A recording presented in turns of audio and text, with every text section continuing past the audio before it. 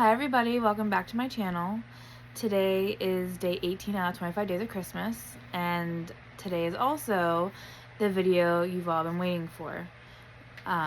So today is when I tell you everything that I know so far, from my oncologist to my breast surgeon, my chemo,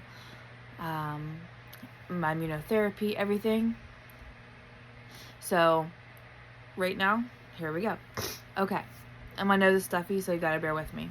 There shall be light.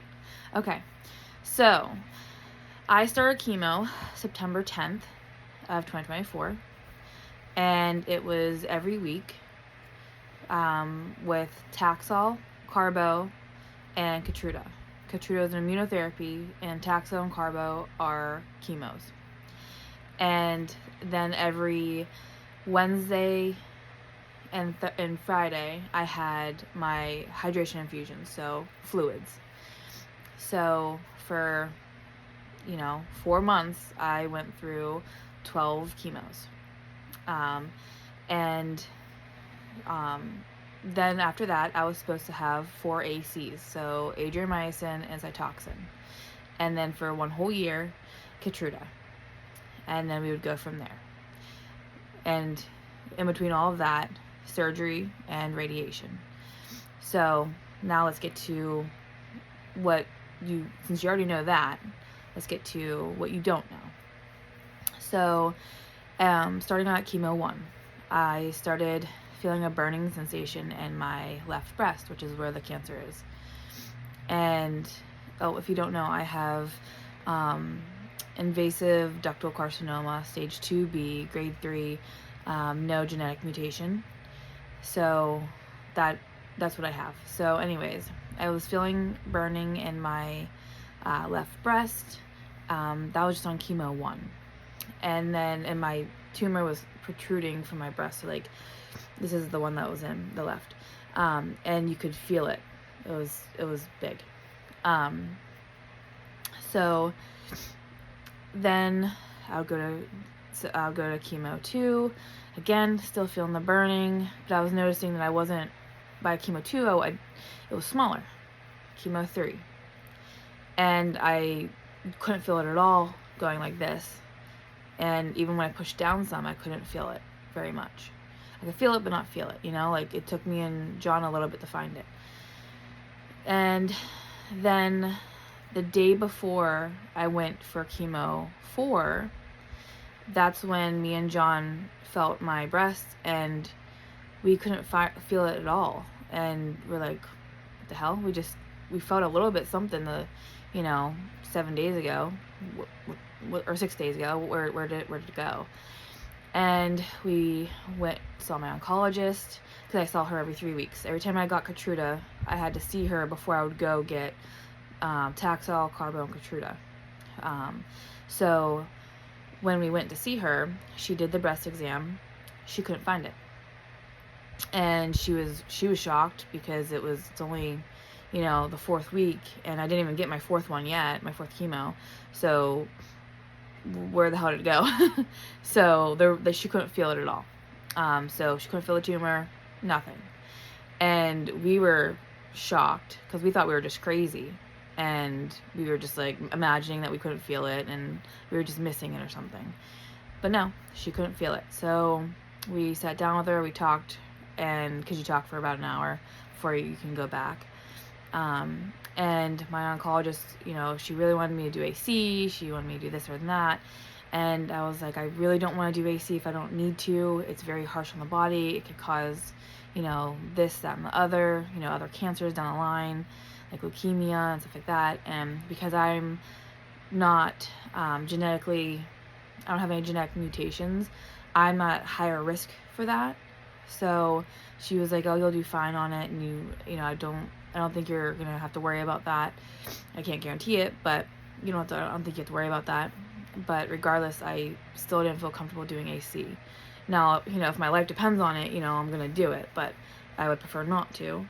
And so I think she thought that if she sent me to my breast surgeon and maybe they got on the same page about me doing surgery, that after surgery was over, that I would be more inclined to do AC.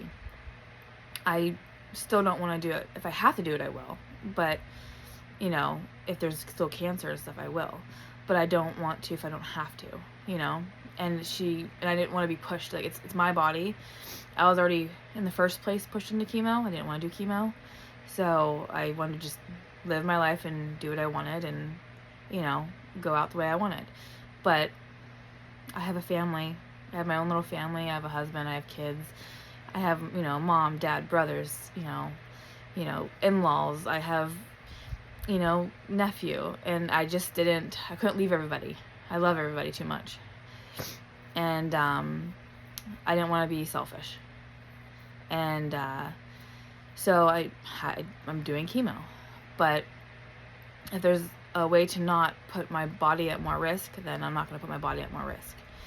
So, but I think that was my oncologist's way of trying to get me to do it. But either way.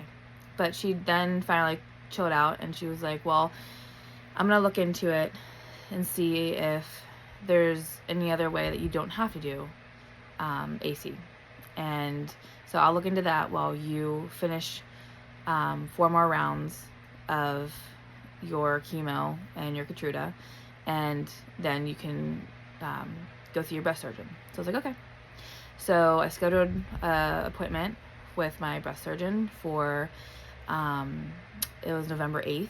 So that was, by that point, I had my chemo 8, and then the same day drove up to my doctor's office to see my breast surgeon on chemo 8, same day, and saw her.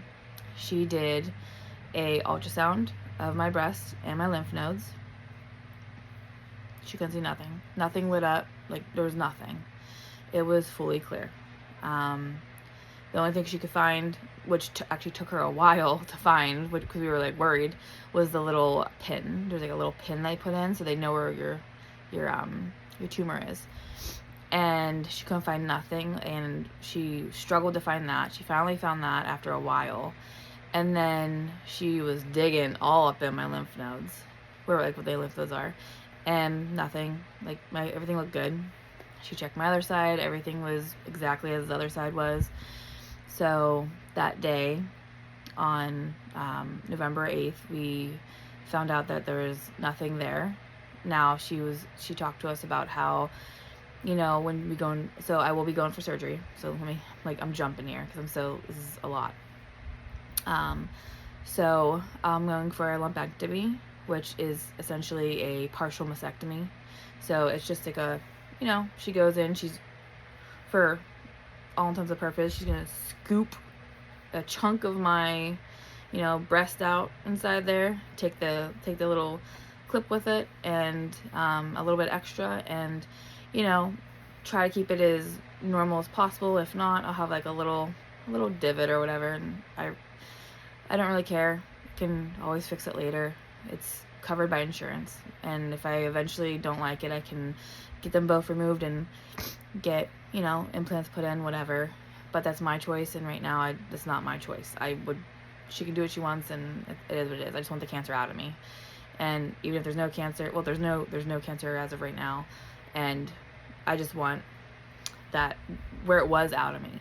So, and then there's a risk of, when she goes in, she could go in, when she tests my lymph nodes, that there could be cancerous ones, deep down. And then if there is, she would take out all of my lymph nodes and then put a drain in, and then I would be in the hospital for a few days, and then after that, my recovery time would be 6 to 8 weeks, and then after that I would go for AC or some other type of chemo to get rid of the rest of the cancer from that from the surgery and anything like the microscopic stuff, and get that out of me. And then from there I would go to radiation, my 35 rounds. But she doesn't foresee that happening, she doesn't think there's going to be anything in my lymph nodes. So, there's hope and, lots of prayers. And then I finished my consultation with her, went to the scheduler, and we set my surgery date for January 8th. So another 8th. 8 is a very, lucky number, actually, with my family. Like with me, like my little family. And then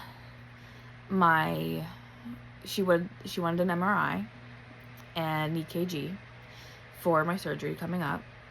And my MRI was scheduled for December 12th. I had that done and got the results back. I think it was like a day, 2 days later, and there was no evidence of anything. It was a complete response to chemo. So they could not find any cancer in my breast or my other breast, and they could not find any cancer in my lymph nodes. So nothing lit up. So I did the contrast, and I told you guys what that felt like. Did the contrast and nothing lit up.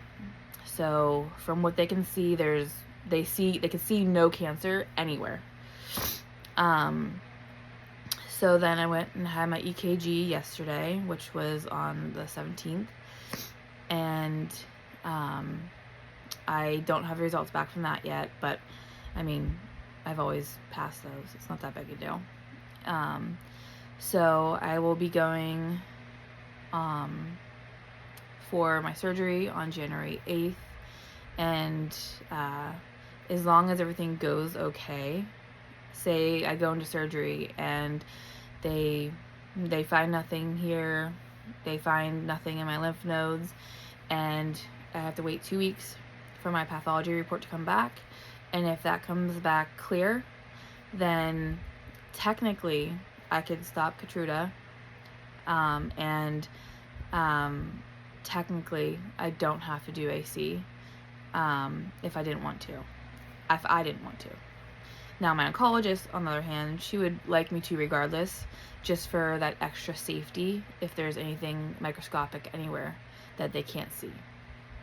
But, so technically, depending on how I feel mentally and what I say, like what I talk about with John and, my family, after we get the pathology report, then I'll decide whether or not, if I'm clear, whether or not I do maybe a round or two of AC, or I do another type of chemo, or I stay and do some more Keytruda, which I do get reactions to, obviously from my other video, but that's for that situation. Or if there is cancer still in my lymph nodes hiding, then there's going to be, some rethinking going on for me, and then I'm going to have to most likely push through, do as many ACs as I can. Not everyone can do 4. Some do 1, some can do 2, and it just depends on your body, if you can handle it or not, and I'll do as many as my body will let me, and I can handle, and then from there, regardless of what happens, whether I'm clear and I'm cancer-free or I'm not cancer-free after surgery, I still have to do radiation. I don't have an option. I still have to do it. So from that, I have to do 35 rounds of it. So it's 5 days a week, and then you get 2 days off for the weekend, and you do it. And you just keep doing it. And then that's it. So that's all I know of right now. I can't give you any more information until I get my pathology report back. So that's the update. That's the great news I've been holding in. I've been crying a lot and happy a lot and scared and depressed and anxiety. And so yeah, so that's what I'm going through right now. So normally I would probably be crying, but I already cried, and that is what it is. On a different note, I did go see my dermatologist, and Keytruda brought out rosacea and I don't have the malar rash, the butterfly rash. It's lupus, so I'm safe. I'm good. My kidney function is great, so I'm good.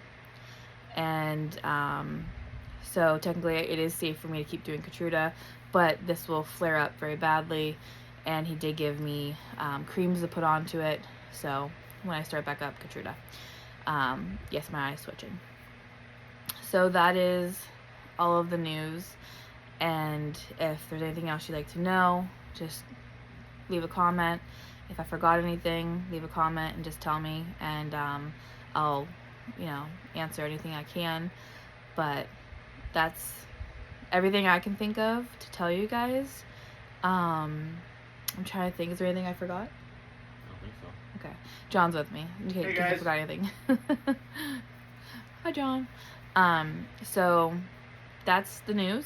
And yeah, it's a weight. It's a big weight. And there's been a lot of tears, and there's been like good tears. And so now it's just wait for surgery and wait for pathology and don't get sick. My number one job for my breast surgeon was do not get sick. So that's why we aren't going anywhere for the holidays. We're staying inside. We haven't done anything, and so that's what we've been doing. So literally cleaning, decorating for Christmas as best we can, and that's it. So the only thing we have to do is I think tomorrow or Friday, John has to go to one charity to pick up gifts for our kids, and then on Monday he's to go to another charity and pick up gifts for our kids from them. They contacted us, and thank God they did, because we couldn't get anything for our kids this year, or any family. So it's just, it is what it is. Cancer's expensive, and the things you need when you're going through it is expensive. I don't eat what everyone else eats, and so I have to eat, I'm very picky, so everything is just really hard. And when John can't work, and I obviously can't do anything, so everything becomes a lot. So it's just been a lot. So this has been the hardest 6 months of our lives, and we still probably have another 6 months to a year. Yeah. About 6 months to a year, but regardless, but then that's everything, depending on what happens, the radiation, if I stay on Keytruda, then the recovery time of just getting chemo out of you fully, you have, you go through that for a long time. And I already have long-lasting, side effects. Like, I'll have rosacea for the rest of my life, and it's painful. I possibly might keep my neuropathy. We don't know yet, but it has gotten worse. So it just kind of is what it is. But anyways, I gave you my good news, and we're already at, I think 18 minutes, and I don't want to make this too long for you guys, but there you go. At this very moment, no sign of cancer. At this moment, no sign of cancer. I'm not cancer-free. I won't know till pathology, but as of right now, no sign. Nothing. Nothing's in there, so, that we know of. So, please give me lots of prayers for January 8th, and I really am gonna need it, and I love you all. So I hope everyone has a great day or great night, depending on where you are, and everyone stay blessed, and I love you all. Thank you. Bye, everybody.